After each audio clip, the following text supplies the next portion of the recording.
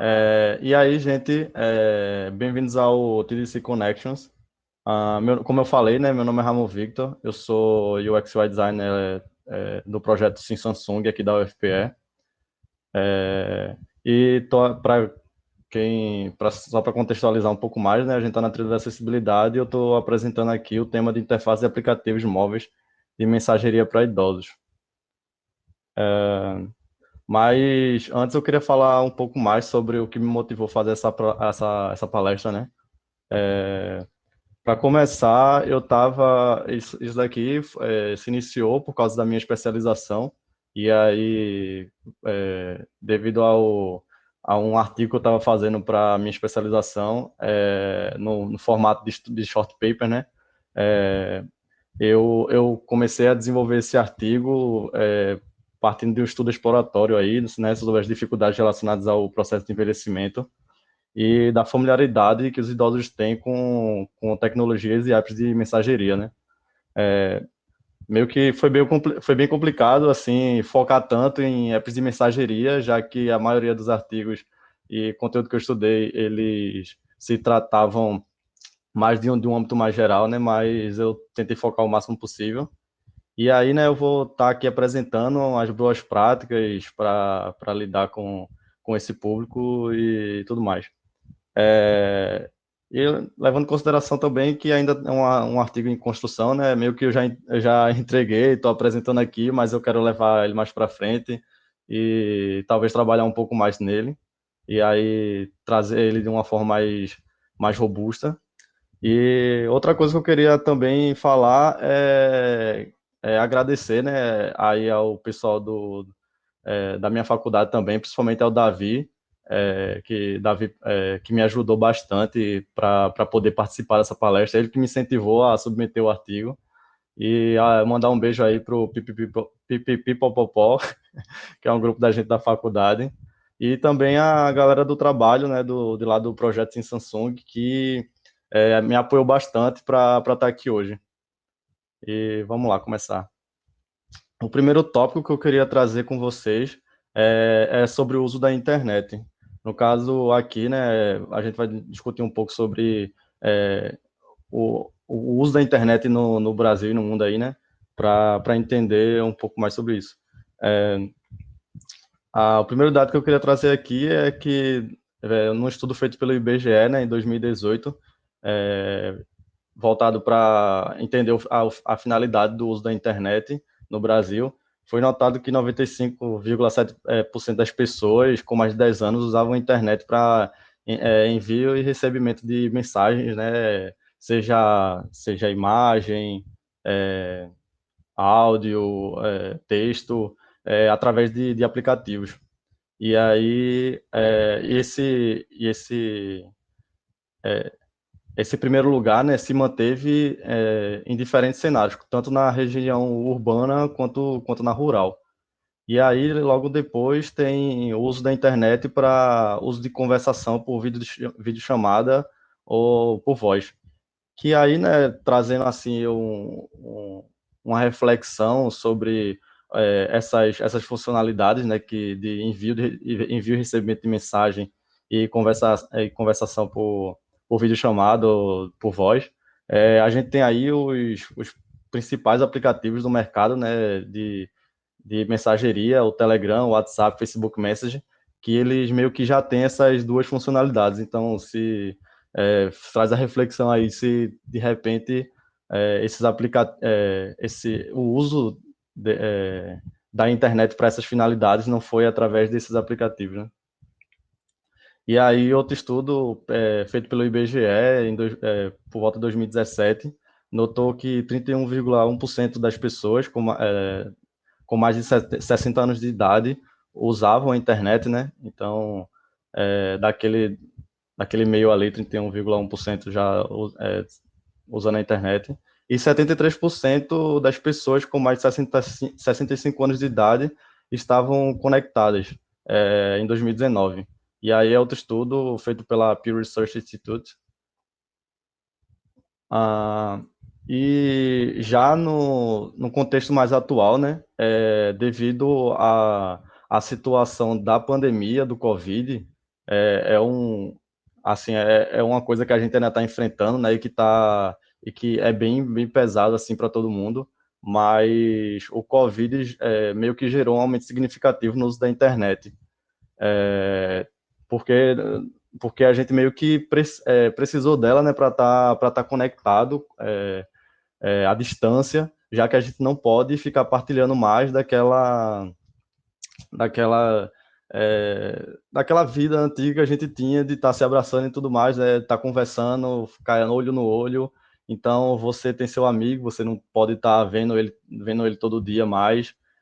Você não pode, às vezes, não pode estar visitando sua família por questão de segurança. E aí, meio que os idosos, né? Alguns até se isolaram para das famílias, né? Porque algumas famílias até preferiram isso para não expor eles a risco, né? Já que eles são o grupo de maior risco aí, né, nessa pandemia do Covid. E 89% dos usuários de internet acima de 60 anos conversavam por chamada de voz ou vídeo durante a pandemia. Então, vocês veem aí que os idosos, eles ainda mantinham contato com seus familiares, né, através de chamadas de voz e vídeo, justamente para, é, como posso dizer, não se sentir sozinho, né? Não gerar aquela ansiedade, não chegar a entrar em depressão. E aí a internet ela ajudou bastante o pessoal a se manter conectado. Outros 84%, né, usaram redes sociais, então as redes sociais aí também ajudando bastante para fazer esse público se manter atualizado e tudo mais. Ah, e aí, né, ainda sobre o uso da internet, os idosos, em 2018, eles representaram 10% de todos os brasileiros eh, no, aqui no Brasil, né? Então, e só trazendo aqui um número mais sólido, né, em relação a esse 10%, em 2018 aí a gente tinha 21 milhões de idosos, né, por aqui, e podendo chegar a 25,5% até 2060. Isso foi um estudo também feito em 2019. Eu não vou lembrar todos os estudos é, de onde foram feitos, porque é realmente complicado ficar lembrando a referência de tudo. Mas aí, qualquer coisa na apresentação, né, tem todas as referências no final. E aí, o próximo tópico que eu quero trazer é a questão sobre o envelhecimento, né? Que assim, muita gente não entende, assim, não se prende muito à ideia de que você vai envelhecer. Você meio que vive o agora, mas na verdade o envelhecimento ele é um processo dinâmico e progressivo, né? Você não tem controle disso. Até agora ninguém achou a fonte da juventude, né? A gente tenta ao máximo é, reduzir os impactos do envelhecimento, mas assim a gente nunca para o tempo. Então, a partir do momento que a gente nasce, a gente já começa a envelhecer. E aí é claro que a gente tem as fases da nossa vida, né? Que é a infância, a adolescência, é, a parte adulta e tudo mais. Mas vai chegar um momento que esse processo de envelhecimento, né, ele vai começar a interferir na nossa adaptação e sobrevivência, tanto no meio social quanto no ambiente, né? Na vida da gente, vai começar a impactar bastante. E o envelhecimento é realmente algo difícil de se lidar, porque chega um momento que você realmente se toca que já está envelhecendo. Quem nunca completou, assim, chegou perto dos 22 anos assim, que você, poxa, eu tenho 23, né? Aí eu tô falando 22 porque eu não cheguei mais para frente. Mas nos 22 anos eu já estava, nossa, eu já tô 22 anos aqui, eu tenho que fazer mais coisas na minha vida, eu acho que eu não fiz tudo ainda. Então, e aí eu já tenho problema na coluna, e isso é bem impactante, assim, né? Então é algo realmente difícil de se lidar, mas é algo natural que a gente vai ter que lidar, né? Então, isso pode meio que o envelhecimento, né, ele pode acarretar problemas genéticos que podem surgir, né, no percurso aí da vida. Então a gente nunca sabe quando a gente quando vão surgir esses problemas e se vão surgir, né, no caso, porque embora o processo de envelhecimento ele seja algo natural, né, algumas coisas elas são bastante naturais, mas outras podem vir de problemas genéticos da família, então pode impactar mais ainda nesse processo. Fora que o estilo de vida aí que você teve durante a juventude, né, meio que vai influenciar também o seu na sua carreira de idoso também, né? Ah, e aí meio que isso vai dificultar, como eu falei, né, vai dificultar bastante para você realizar atividades e vai causar meio que a degradação de algumas funções do corpo. E isso é natural, mas é algo que a gente precisa estar ciente, que mais para frente isso vai ocorrer com todo mundo. Essa imagem aqui, ela traz alguns dos problemas, né, que podem surgir, como artrite, osteoporose, problemas dentais, a perda de visão, e aí a perda de visão é uma das coisas que mais impacta no envelhecimento, e obesidade, audição também impacta bastante, problemas no coração, fora alguns problemas psicológicos, né, como a depressão e a perda de memória. O Alzheimer aí, né, segundo esse estudo, afetando 5 milhões de pessoas, é, mas, assim, como é um problema genético, né, às vezes pode nem acontecer.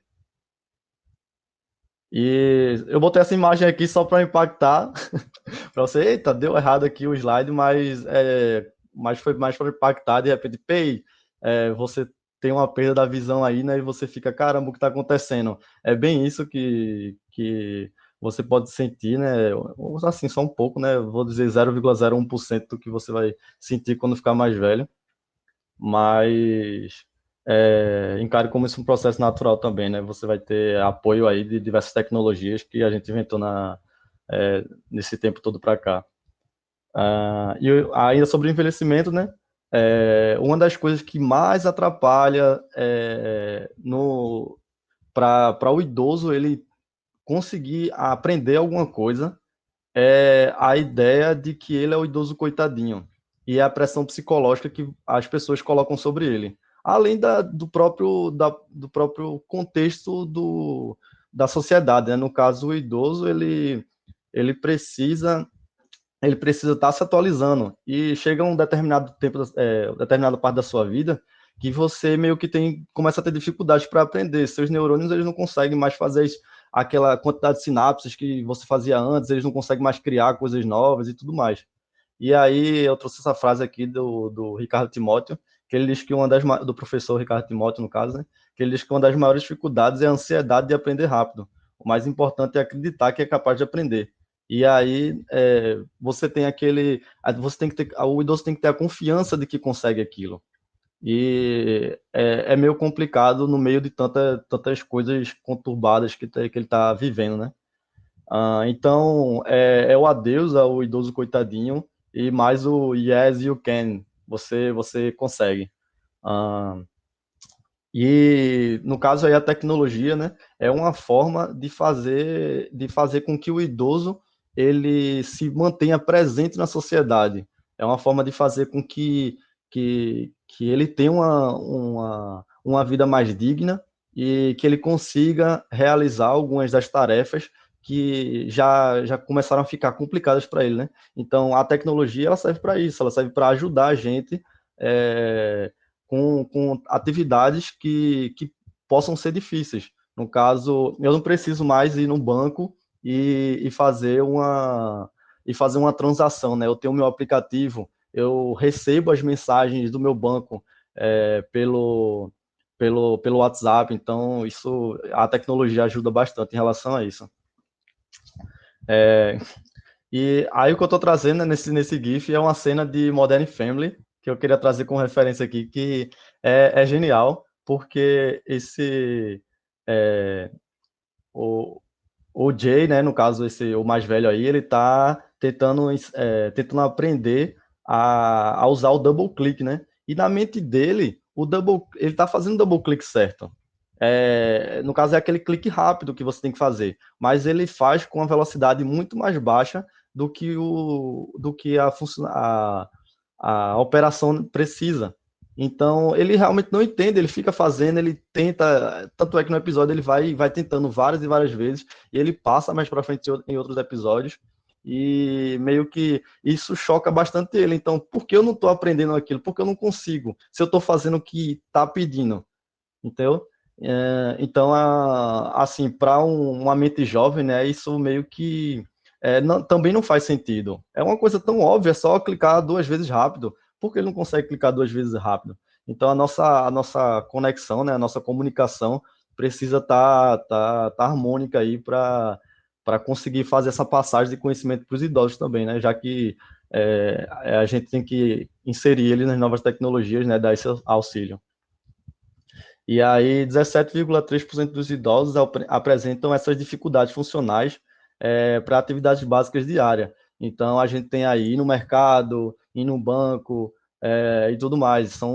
Varrer uma casa, são coisas que realmente necessitam dessa força, né, do idoso e meio que é bastante complicado para ele. E essa proporção pode aumentar para 39,2% a partir dos 75 anos de idade, né? Então, quanto mais ele envelhece, mais vai ficar difícil para ele realizar funções. E é uma coisa bem, bem óbvia, né, que a gente já sabe, né, mas trazendo aqui em dados só para ficar um pouco melhor de entender. A tecnologia também, né, como eu falei, ela pode auxiliar na execução de diversas tarefas rotineiras, que aí, como eu falei, né, é você conversar com o banco através do seu aplicativo com o seu WhatsApp. Eu, por exemplo, né, eu verifiquei minha previdência através do WhatsApp, né, eu consegui falar com o meu banco através do WhatsApp. E assim, para mim foi uma experiência extremamente agradável, massa, porque eu tenho conhecimento de tecnologia, eu tenho um background, mas para um idoso, será que o que o banco ofereceu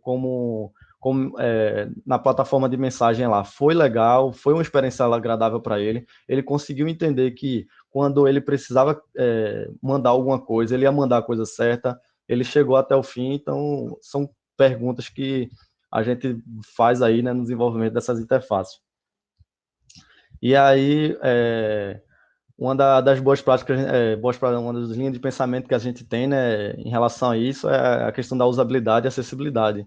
E aí eu trago a definição de usabilidade aqui, né, feito pela ISO, e lá vai os trem de número, que até que ponto um sistema, produto ou serviço pode ser usado por usuários específicos para atingir objetivos específicos com eficácia, eficiência e satisfação em um contexto de uso especificado.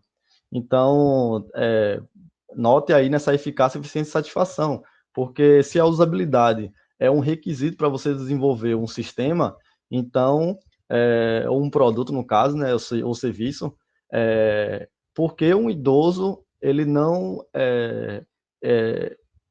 vai conseguir fazer uso daquilo, né, se ele também precisava ter essa boa experiência de usabilidade. E aí a definição da acessibilidade, né, de outra ISO, né, que lá vai os trem aí de número, que a acessibilidade é a usabilidade de um produto, serviço, ambiente ou estabelecimento por pessoas com mais ampla gama de capacidades. E aí outro significado, né, que eu trouxe lá do livro Design e Interação, que a acessibilidade é um grau em que um produto interativo pode ser acessível para o máximo de usuários quanto possível, com foco nas pessoas que possuem algum tipo de deficiência que atrapalhe o uso do produto. Então, a acessibilidade ela vai focar mais nessa questão desse público com a capacidade um pouco, como eu posso falar, com a limitação na capacidade de usar o produto, né? E aí, como eu falei, né, a usabilidade e a acessibilidade elas deveriam andar juntas. No caso, quando você constrói um software, por exemplo, usável, necessariamente ele precisava ser acessível também. Então, são coisas que deveriam andar juntas para construir algo extremamente sólido e impactante e valoroso, né? A acessibilidade é uma mas essa acessibilidade é uma subcaracterística da usabilidade, que é o que algumas pessoas acreditam aí, mas meio que mesmo como subcaracterística, deveria estar inserida nesse processo aí de desenvolvimento. E a acessibilidade meio que ela vai garantir a usabilidade. Então, se você garante a usabilidade para um público específico, a acessibilidade ela vai garantir a usabilidade para outro tipo de público, né? Então, é outra forma aí de continuar fazendo seu software continuar valioso. Ainda sobre a usabilidade e acessibilidade, né? A acessibilidade também foca nas necessidades, mas com mais profundidade. E aí, no caso, ela vai estudar, né, as dificuldades que o indivíduo tem, e vai ver, né, até que ponto as features podem suprir as necessidades do usuário. Então, necessariamente, você não vai dar uma feature que vai ajudar naquela necessidade, mas você vai tentar usar uma feature que auxilie, mas tem todo um estudo aí por trás, né, para fazer com que isso funcione. E aí, né, vai focar tanto nas habilidades cognitivas, visuais, auditivas, motoras, de fala, etc. E uma das coisas que torna a acessibilidade tão inviável também, né, é a complexidade para desenvolver algo acessível, já que uma coisa com pouco foco na acessibilidade, ela vai ter um fluxo menor, e uma coisa com foco na acessibilidade, ela vai ter um fluxo maior, né, já que você vai ter que destrinchar aí diversos outros cenários, né, para tentar criar uma experiência acessível também. Eu vou dar uma acelerada aqui, que eu estou achando que eu estou perto do tempo. Agora sobre o design universal, né? O design universal ele meio que tenta meio que tenta abraçar essas duas coisas, né? A acessibilidade, a usabilidade e a inclusão, e meio que unificar os padrões e os princípios da usabilidade, para tentar transformar, né, num produto para todo tipo de usuário. Então a gente leva assim, será que é uma coisa mais utópica? Algumas pessoas podem dizer que é mais utópico e tudo mais, mas querendo ou não, ele tenta trazer isso, né? Esses princípios. Ainda sobre a usabilidade, né? Um termo aí, um texto que eu trouxe aqui, né, do Tavares Guimarães, que ele diz que a ideia atrelada à interface de usuário para todos é oferecer a usabilidade, não é design universal, não alterei o título. A ideia atrelada da interface de usuários para todos é oferecer uma abordagem para o desenvolvimento de ambientes computacionais que servem para a mais ampla gama possível de habilidades, necessidades e preferências humanas. Consequentemente, a interface de usuário para todos não devem ser concebidas como um esforço para construir uma única solução para todos, mas sim como uma nova perspectiva de IHC que abranda os obstáculos relativos ao acesso universal na sociedade da informação. E aí, um pouco mais sobre as boas práticas, né? A gente tem o design centrado no usuário, que esse design centrado eu trouxe aí como referência de imagem, né? Esse livro aí de design centrado no usuário de Laudermilk, que é um livro, ó, recomendo. Ele fala bastante sobre essa metodologia. E aí ele diz que a metodologia de design centrado do usuário é usada para garantir que está criando produtos que atendem às necessidades dos usuários. Então, todo o seu foco vai ser centrado em atender às necessidades do usuário. O seu produto é para alguém, então você tem que atender às necessidades dele. E aí é uma boa prática aí, né, que pode vir de estudo para criar insumos, né, para conseguir desenvolver uma interface mais acessível, entendendo, né, todas as necessidades que o usuário tem, ou o máximo dela.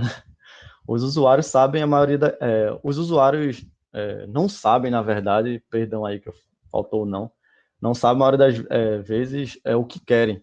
E, no caso, realmente, o usuário, muitas vezes, ele não sabe bem o que quer, mas ele vai dá gaps ali para você entender mais ou menos o que ele quer e o que ele precisa. Então a gente faz meio que um estudo aí, né, para saber o que ele quer e o que ele precisa. E às vezes a gente bota mais a necessidade na frente do que ele quer, outras vezes mais do que ele quer, do que ele precisa. Vai muito do contexto, né? E colocar o usuário no centro de tudo. É necessário colocar o usuário no centro de tudo, né? De todo projeto de desenvolvimento, mas nem tanto assim. Porque eu falo isso no próprio Lord Milk, ele defende de que o usuário, como ele não sabe o que ele quer, muitas vezes ele pode não dar a informação mais necessária para você. E aí o designer, o desenvolvedor, ele vai ter que estudar para ver se aquilo realmente faz sentido.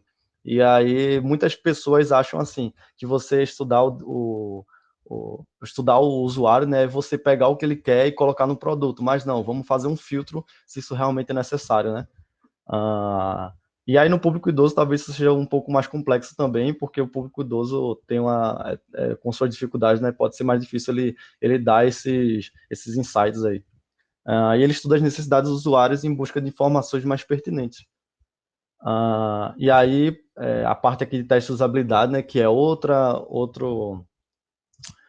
técnica, né, para garantir a usabilidade, né? No caso, no teste de usabilidade, você vai poder conseguir entender se a usabilidade está ok, a acessibilidade também. Os testes podem reduzir dúvidas e aumentar as certezas. E tem, né, a questão da validação com o usuário final. Mas sempre lembrando que tudo depende do contexto de uso. E também, né, outra coisa que está ajudando, que pode ajudar bastante é a questão dos guidelines, que são processos padronizados de design para o desenvolvimento de aplicações digitais. Ah, no caso,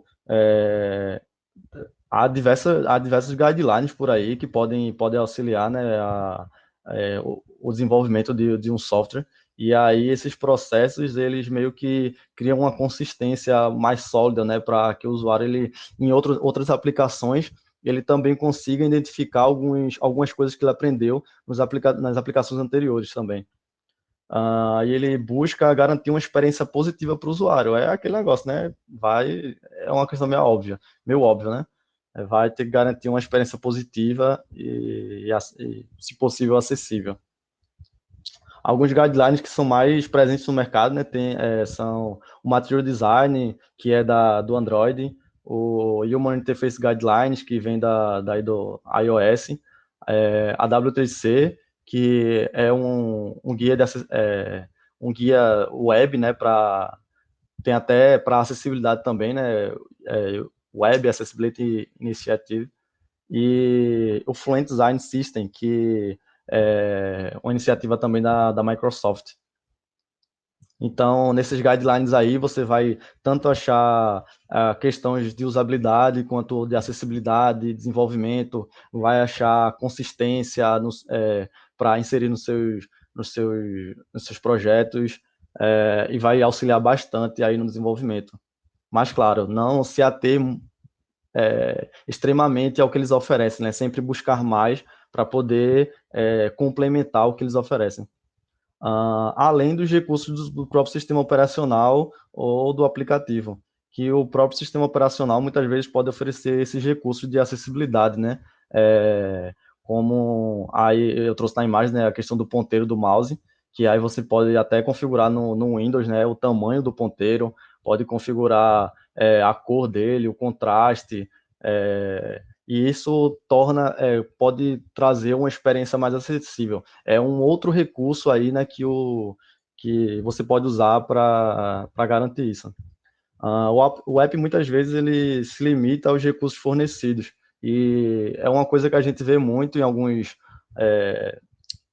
muitos softwares, na verdade, que o processo de desenvolvimento dele é sempre embasado na usabilidade, e aí meio que quando vai chegando no finalzinho, ele foca na acessibilidade. E aí a acessibilidade que ele usa é justamente esses recursos do sistema operacional. E aí você vai ter o high contrast, de repente o aumento de fontes, e diversos outros recursos aí que o sistema operacional consegue fornecer, mas nada muito focado em atender a necessidade de uma forma mais inovadora. E aí, né, dispõe de tecnologias assistivas através de features elaboradas. Algumas das boas práticas na interação, né, eu trouxe essa imagem aí para representar isso, que em alguns contextos, né, você tem o que fazer e o que não fazer. Por exemplo, quando você tem uma visão fraca, né, você tem que usar fontes maiores e evitar usar aquelas fontes menores e menos contrastantes. Você tem botões, né, no caso, maiores, mais visíveis, mais contrastantes, bem melhor desenhados, né, do que aqueles botões cheios de QQQ, cheio de coisa para deixar ele bonitinho. Às vezes você realmente se afasta um pouquinho da estética para conseguir trazer alguma coisa mais usável. Aí outras boas práticas aqui, eu não vou explicar todas elas, porque são várias boas práticas e é muito conteúdo e pouco tempo para apresentação, mas só mais um pouquinho aqui. Tem também a questão das perda de habilidades físicas e motoras, né, do idoso, né? A questão de uma interface mais simples, né, mais direta, mais espaçada. Aí tem todo o estudo visual, né, para poder conseguir desenvolver isso. E pronto, e é isso. Eu tentei terminar o mais rápido possível, porque eu marquei o tempo aqui e falta 3 minutinhos só, mas eu queria agradecer a todos que participaram da palestra. A ansiedade abaixou bastante agora. E aqui tá meu LinkedIn, né? Tá em formato QR Code aí, quem puder ler e quiser entrar em contato, ou para, sei lá, quiser alguma coisa, tá aí. Tem meu e-mail e meu número de telefone também. Eu não sei se. As referências estão aqui atrás. Mas é isso. Obrigado, gente.